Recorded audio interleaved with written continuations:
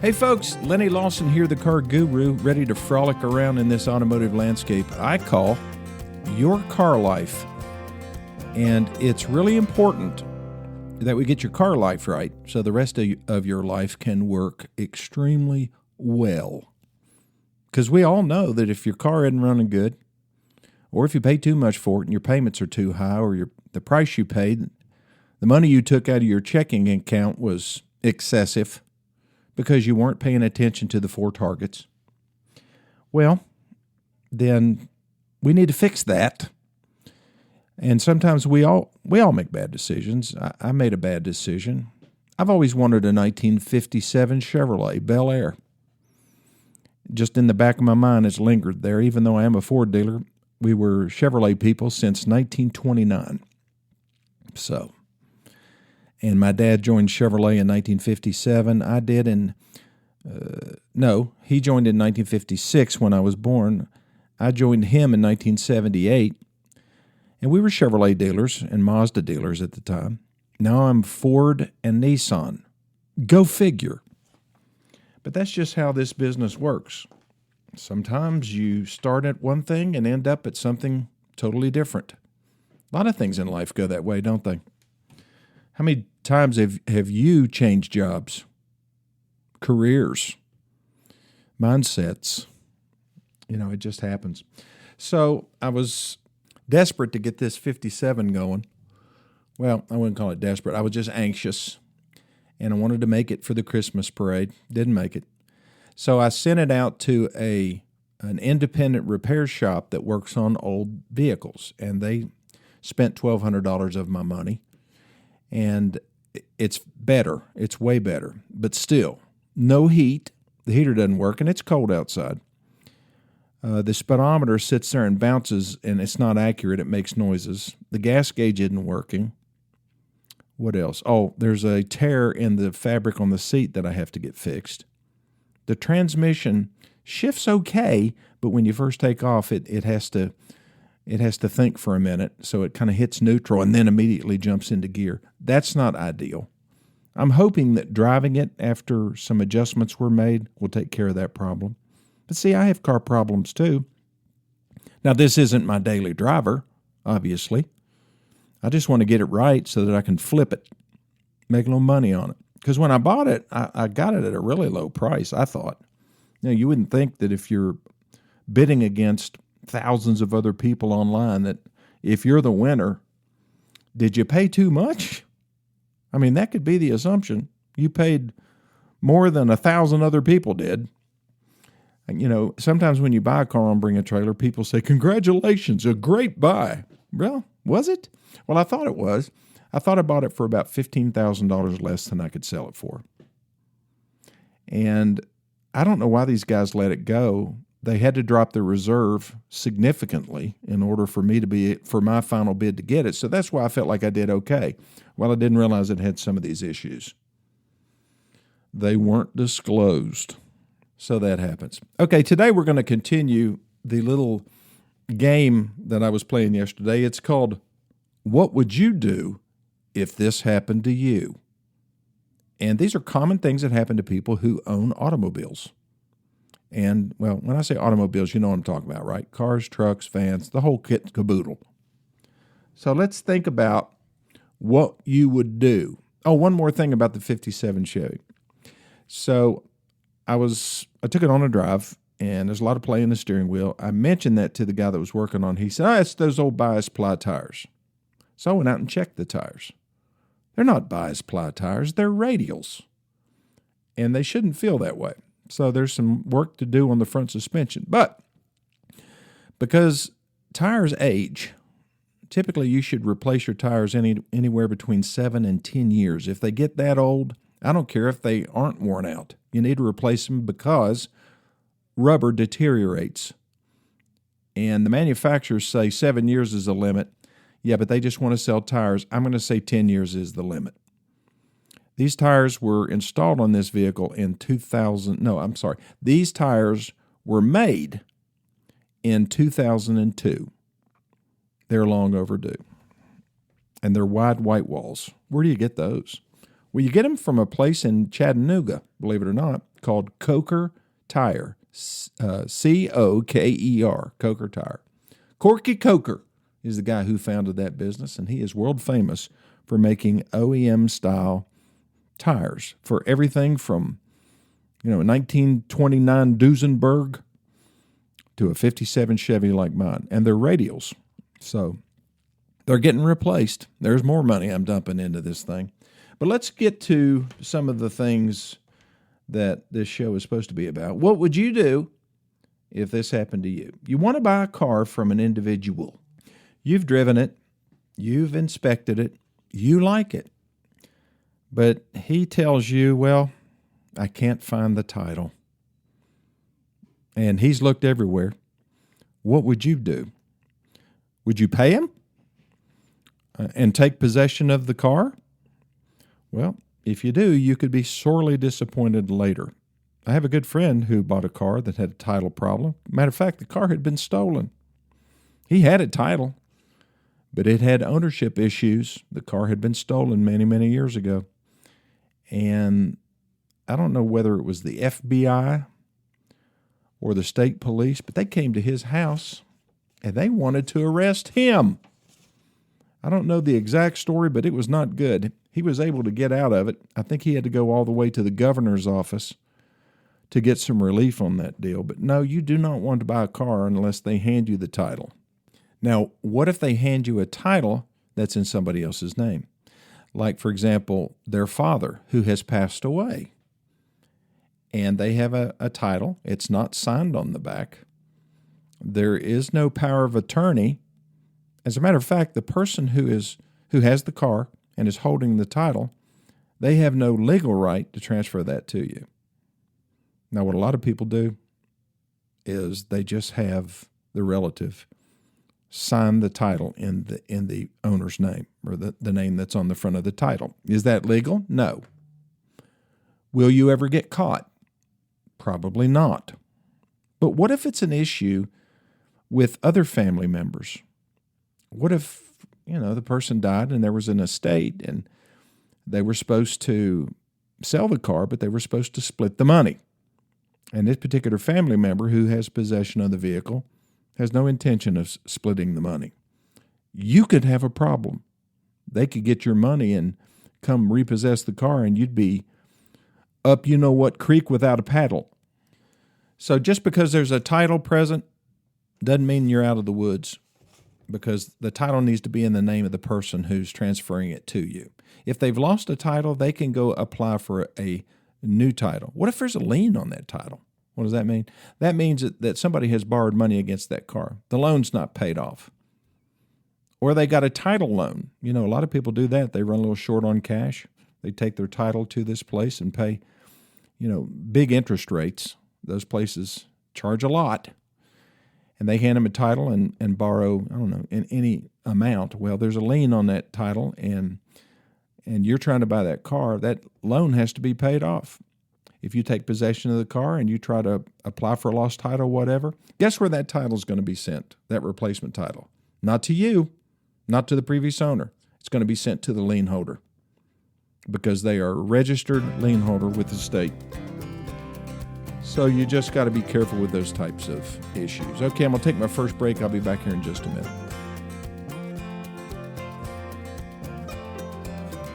Okay, I'm going to have to go pretty fast with what would you do if this happened to you. So you want to buy a car for a child or a grandchild, but you can't afford full coverage insurance. What do? Well, you certainly don't buy an expensive car. You need to buy something cheap. You really must have liability insurance. That's state law in most states, and it's just smart to have in case this child goes out and hurts somebody else. And just also, if they're legal age, if they're over 18, put the car in their name, not yours in their name, because if they, God forbid, are in an accident and somebody gets killed, then they're coming after you and everything that you own. So watch out for that.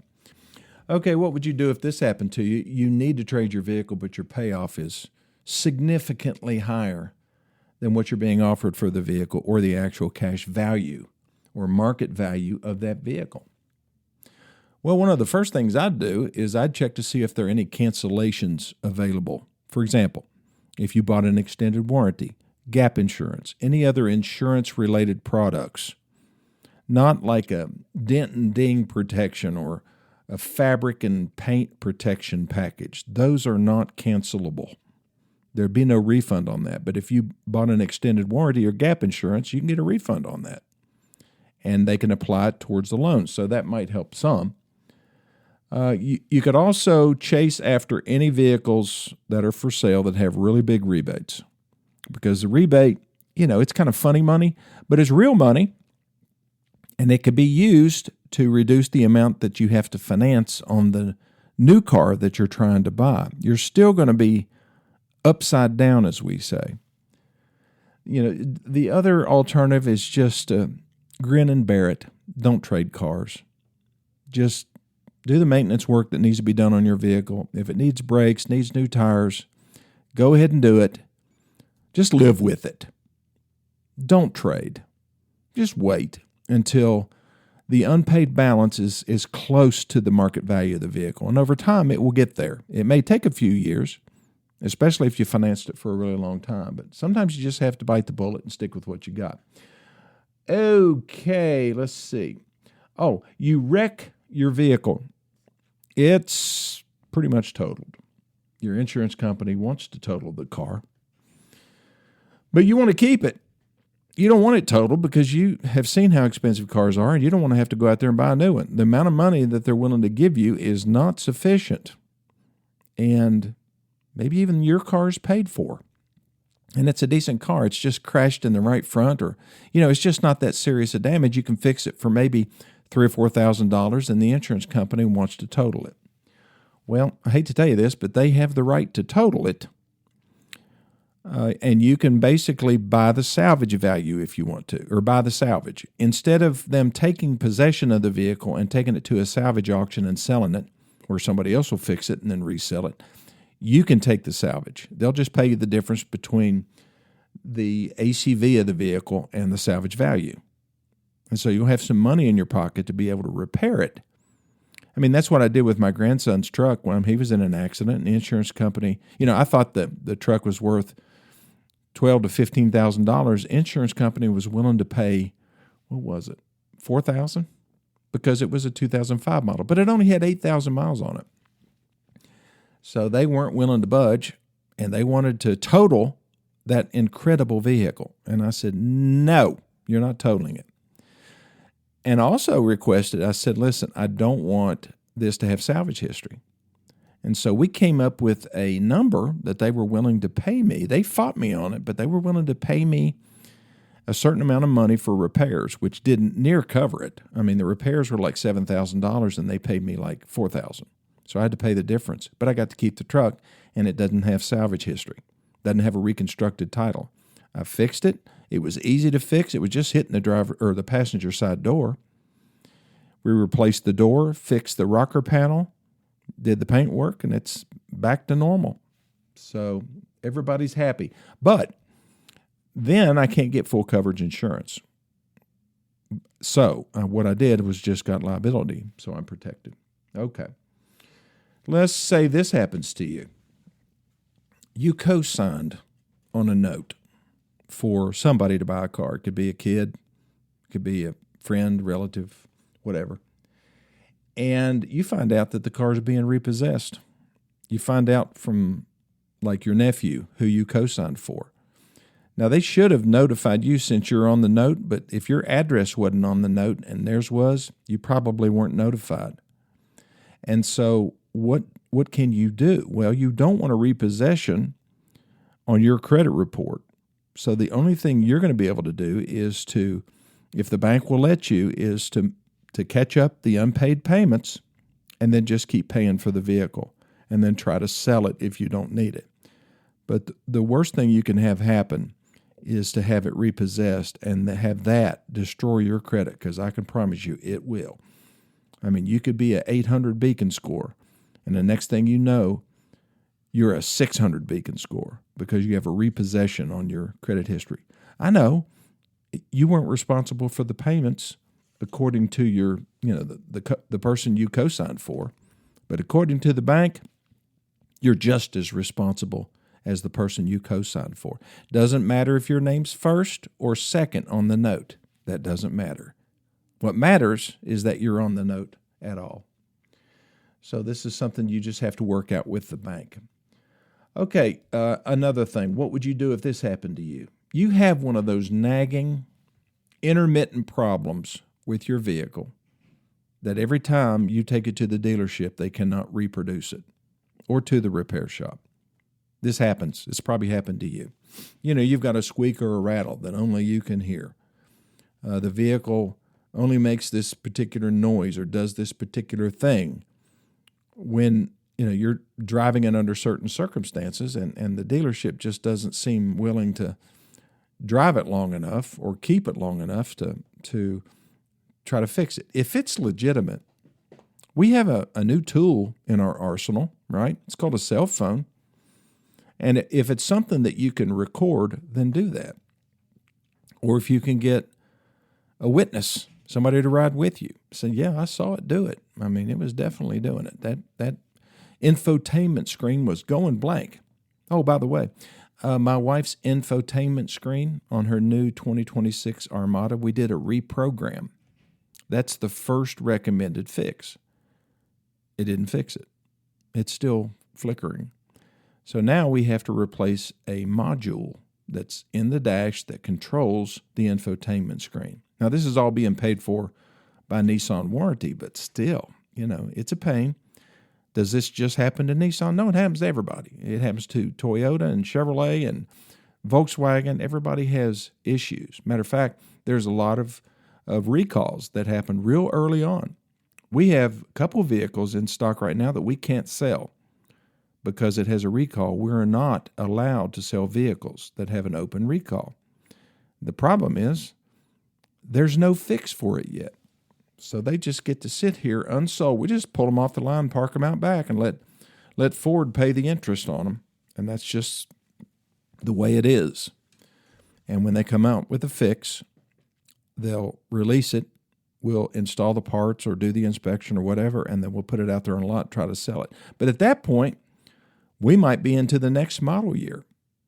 And so the manufacturer has to help us come up with some kind of big rebate or something to help us sell these vehicles. We had that with a Transit van we kept for over a year and could not sell it. Finally, they released it, and they offered like a $15,000 rebate to help us sell it. And we did pretty quickly, but, you know, it was kind of scary. All right, so intermittent problems like this, I mean, you have to work with the dealership. You go in and talk to the service manager. If that doesn't work, you go to the general manager and say, listen, I've had my vehicle in here 4 or 5 times for the same problem. Would you be willing to let me turn it over to you? You get one of your people to drive it and see if they can get it to do this thing. If you're a good customer and they're a good dealership, they'll be happy to do that for you. Sometimes the vehicles just have to be driven for 40 or 50 miles and be left overnight and driven under different circumstances to get them to act up. And if they're worth their salt, then they'll go ahead and help you with that. If they're not, maybe you need to find another dealership. Okay, I'm going to take my last break. I'll be back here in just 1 minute.